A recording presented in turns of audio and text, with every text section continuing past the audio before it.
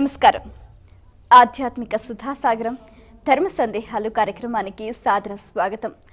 ధర్మో రక్షతి రక్షితః.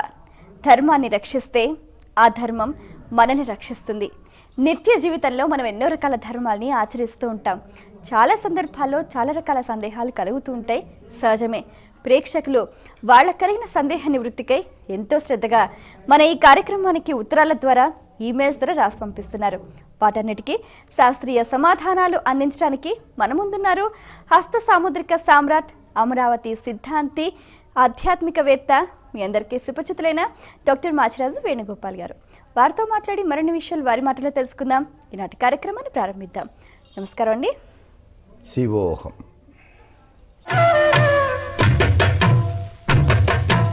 మొదటి ఉత్తరం చూద్దామండి. ఈమెయిల్ ద్వారా రమేష్ బాబు రాస్తున్నారు. రాహుకాలం పూజలకు శుభప్రదమైనదేనా తెలియజేయగలరు అంటూ రాస్తున్నారు. పూజ అంటే ఏమిటి? పరిపూర్ణవంతమైనటువంటి భక్తితత్వంతో, త్రికరణ శుద్ధితో కర్మ విధ్వంసన చేసుకోవటానికి ఆచరించేటువంటి విశిష్టవంతమైన విధి విధానం. రాహుకాలంలో ఎక్కువగా చేసేటువంటి పూజలు రాహుగ్రస్త ప్రభావజనిత తత్వం. మనకి గ్రహచార రీత్యా రాహువు పట్టి పీడించినప్పుడు అనారోగ్యం, మానసిక చింతన, దాంపత్యంలో విభేదాభిప్రాయాలు, అనుకోని విపత్కర సంఘటనలు జరగటం, ఇవన్నీ జరుగుతూ ఉంటాయి జ్యోతిష శాస్త్రరీత్యా. వీటి యొక్క ప్రభావం నుంచి రక్షింపజేసుకోవటానికి రాహుకాలము అని చెప్పేసి ఉంటుంది. ఆ రాహుకాలంలో యాదేవీం సర్వభూతేషు శక్తి రూపేణ సంస్థిత నమస్సస్వై నమస్సస్వై నమస్సస్వై నమో నమః అంటూ ఆ తల్లి దుర్గమ్మను ఆరాధన చేసేటువంటి సాంప్రదాయం ఉంది. దుర్గాదేవికి రాహుకాలంలో దేవాలయంలో శక్తితత్వంతో కూడినటువంటి దేవాలయాల వద్దనే నిమ్మకాయను పిండి దాని డొప్పలో నువ్వుల నూనె పోసి దీపం వెలిగించేటువంటి విశిష్టవంతమైన ప్రక్రియ ఉన్నది. ఇది ఎవరైతే ఆచరిస్తారో రాహుకాలంలో ఆ వ్యక్తి జీవితంలో రాహుగ్రస్త తత్వరీత్యా సంభవించేటువంటి ఉపద్రవాల నుంచి రక్షింపచేసుకోవడానికి ఎక్కువ ఆస్కారం ఉంటుంది సుమాని. ఇంటిలో మాత్రం ఎటువంటి పరిస్థితుల్లోనూ నిమ్మకాయ దీపారాధన చేయరాదు. కావాలంటే ఉసిరిక దీపారాధన చేసుకోవచ్చు. ఉసిరికాయ అనేటువంటిది సాక్షాత్తు విష్ణుమూర్తికి చాలా ప్రీతివంతం. దామోదర ప్రీత్యర్థం అని చెప్పేసి మనం కార్తీక మాసంలో ప్రతినిత్యం కూడాను ఆచరిస్తాం. ఇక్కడ నిమ్మకాయ దీపాలు గనక ఇంట్లో గనక వెలిగించినట్లయితే అష్టదరిద్రములు పట్టి తీరుతాయి. తస్మాత్ జాగ్రత్త. కేవలం శక్తితత్వం కలిగినటువంటి సులేన పాహినో దేవి పాహి ఖడ్గేన చాంబికే ఘంటాస్వనేన పాహి చాపజ్జా నిస్వనేన చ. శూలంతో ఆ తల్లి దుష్ట సంహారం కావిస్తుంది. కాబట్టి ఈ వ్యక్తి జీవితంలో సంభవించేటువంటి దుష్కర్మలను నాశనం చేసేటువంటి అదృష్టకల్పవల్లి దుర్గా దుర్గా దుర్గా అంటేనే చాలు దుర్గతులను మాపేటువంటి ఆ చక్కని శక్తితత్వం కలిగిన దేవాలయ ప్రాంగణంలోనే ఈ యొక్క నిమ్మకాయలతో కూడిన దీపారాధన ఆచరిస్తాం. ఈ రాహు పూజలు ఇవన్నీ కూడాను శాస్త్రరీత్యా చాలా విశిష్టవంతమైనటువంటి ప్రభావాన్ని కలిగిస్తున్నాయి. అందుకే రాహుకేతు పూజ అని చెప్పేసి శ్రీకాళహస్తిలో నిత్యం కూడాను నిర్వహిస్తూనే ఉన్నారు. మరి ఉత్తరం చూద్దామండి. ఈమెయిల్ ద్వారా లావణ్య రాస్తున్నారు. దారిలో నాణాలు దొరికితే ఏం చెయ్యాలి తెలియచేయగలరు అంటూ రాస్తున్నారు. లక్ష్మీదేవి యొక్క కటాక్షం ఒక్కొక్కసారి ఒక్కొక్క తీరులో ఉంటుంది. ఆ తల్లి కరుణ క్రీగంటి చూపు అలా చూస్తేనే చాలు అష్టైశ్వర్య సిద్ధితో మానవుడు తొలతూగుతాడు. విధి వ్రాసిన దుర్వ్రాతను కూడా తొలగించేటువంటి శక్తి ఆ చక్కని తల్లికి ఉంది. కాబట్టి దారిలో నడుస్తుండగా రూపాయి నాణ్యం దొరికితే మాత్రం దాన్ని పదిలంగా కళ్ళకద్దుకొని ఇంటికి తెచ్చి మీ పూజా మందిరంలో ఉంచండి. అది లక్ష్మీదేవి యొక్క కరుణ కింద లెక్క.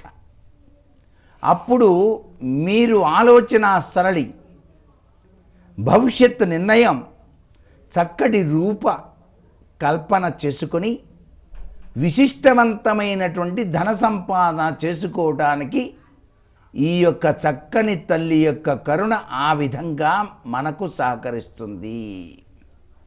అంతేగాని రూపాయి నాణ్యం దొరికింది, వామ్మో అరిష్టమేమో, దీన్ని తీసుకెళ్ళి ఏట్లో పడైనా, లేకపోతే నీటిలో పడైనా, లేకపోతే దేవాలయం, ఏ దేవాలయం హుండీలో వేయాలి, ఇవన్నీ లేనిపోని ఆలోచనలు.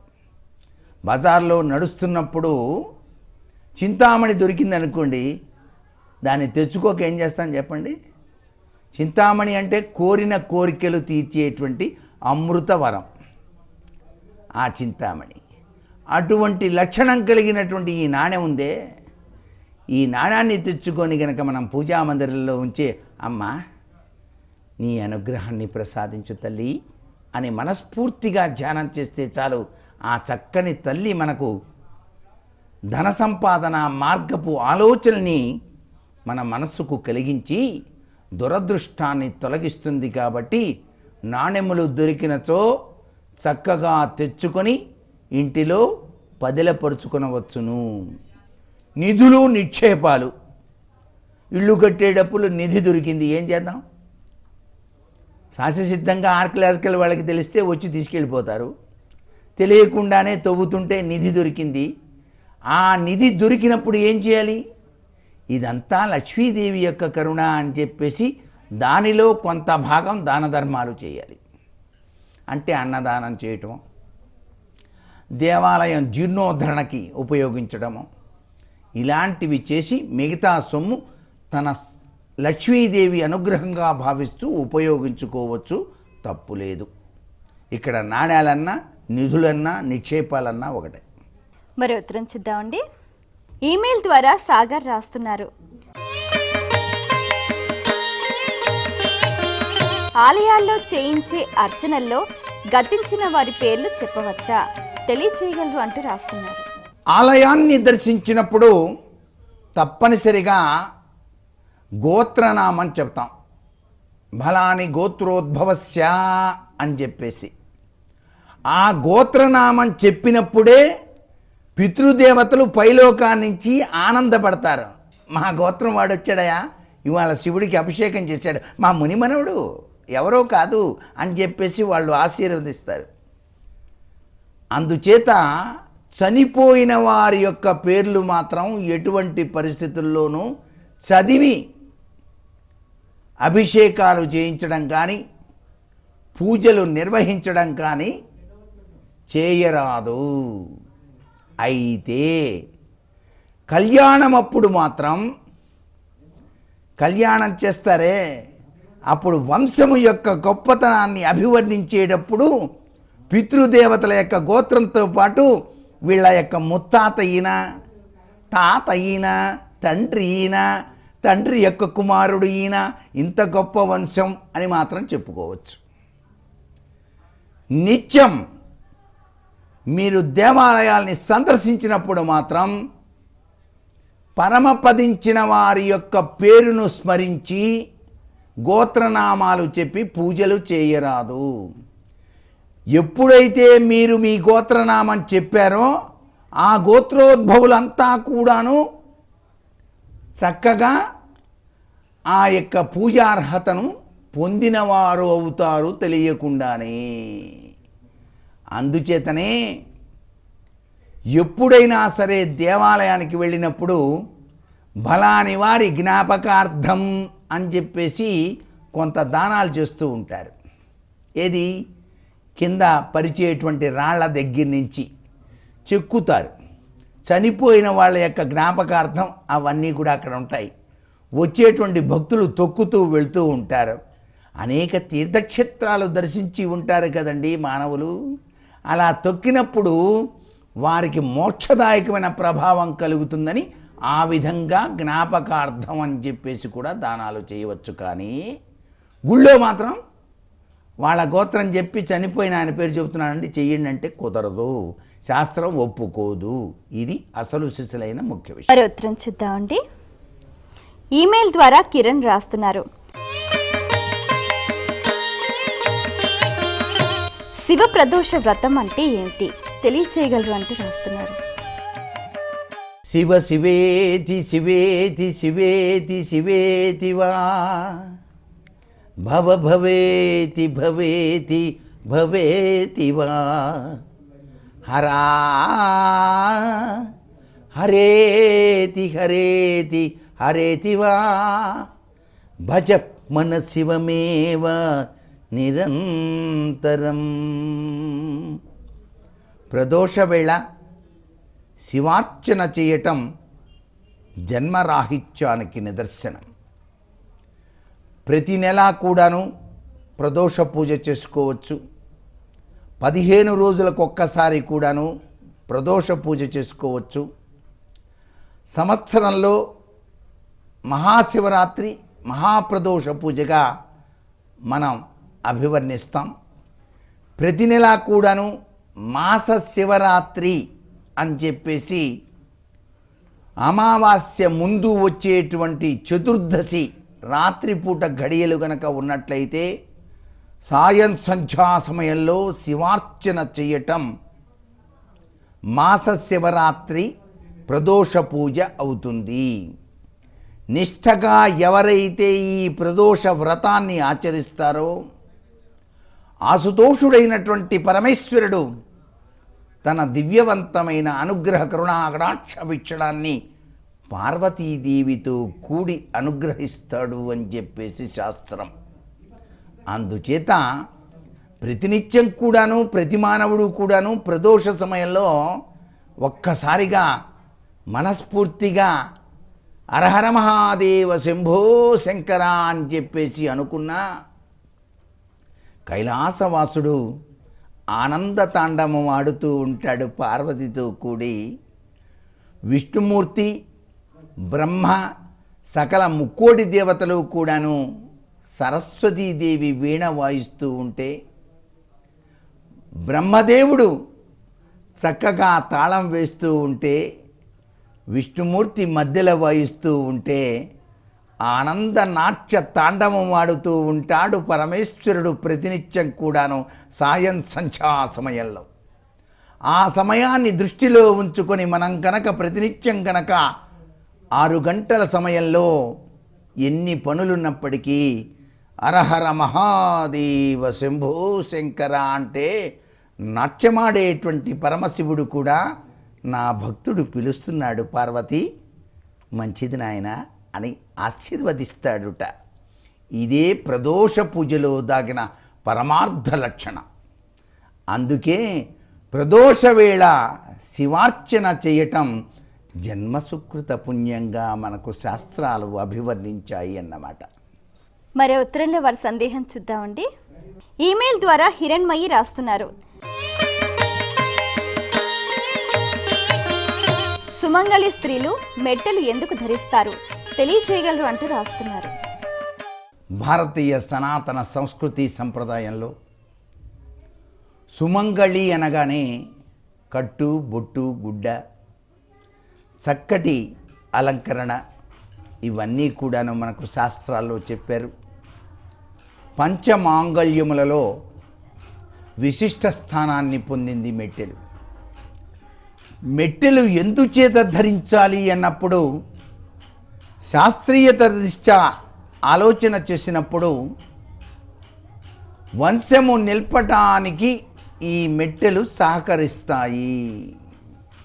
అది సైంటిఫిక్ రీజన్. మెట్టెలు గనక ఉండి తాను మెచ్చిన స్వర్గంలో దంపతులు ఇరువురు కూడాను ఆనందతత్వాన్ని అనుభవించినప్పుడు ఆ దివ్యవంతమైన పరమేశ్వరానుగ్రహంలో సంతానేచ్ఛ సిద్ధింపచేసుకోవడానికి ఈ మెట్టెలు సైంటిఫిక్ రీజన్ ద్వారా, ఆప్టిక్ నర్వ్ సిస్టమ్ ద్వారా గర్భకుహరాన్ని చక్కగా అనుసంధానం చేసేటువంటి విశిష్ట తత్వం. అందుకే ఆడవాళ్ళు తప్పనిసరిగా మెట్టెలు పెట్టుకోవాలి. ముక్కు బుడక తప్పనిసరిగా వివాహం అయినటువంటి ప్రతి గృహిణి ధరించాలి అన్నారు. కారణం, రెండు ముక్కుల్లోని గాలి తన భర్త పైన పడకూడదు. ఒక ముక్కులోని గాలి పడినట్లయితేనే హాయిగా సంసార సౌఖ్యంతో పాటు ఆయుష్ కూడా పెరుగుతుంది సుమా భర్తకు అని చెప్పేసి శాస్త్రాలు వక్కాణిస్తున్నాయి. ఈ సనాతన సంప్రదాయాన్ని మరిచిపోయి గాజులు వేసుకోకుండా, మెట్టెలు పెట్టుకోకుండా, బొట్టు లేకుండా, జుట్టు విరబోసుకొని ఇలాంటి అనాగరికపు లక్షణాలతో వ్యవహరిస్తూ ఉన్నటువంటి లక్షణం నిజంగా శోచనీయం.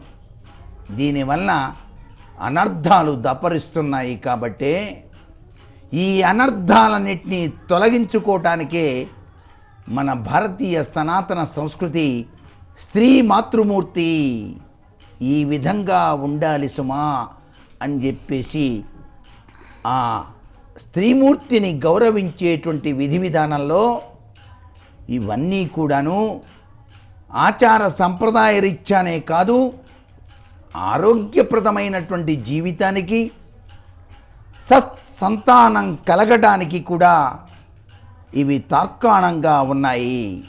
గాజులు వేసుకోవటం మర్చిపోవటం ఎంత అనాగరికత. గాజులు గనక ధరిస్తే స్త్రీ ఆప్టిక్ నర్వ్ సిస్టమ్ చక్కగా పనిచేసి నడువు నొప్పి రాదండి.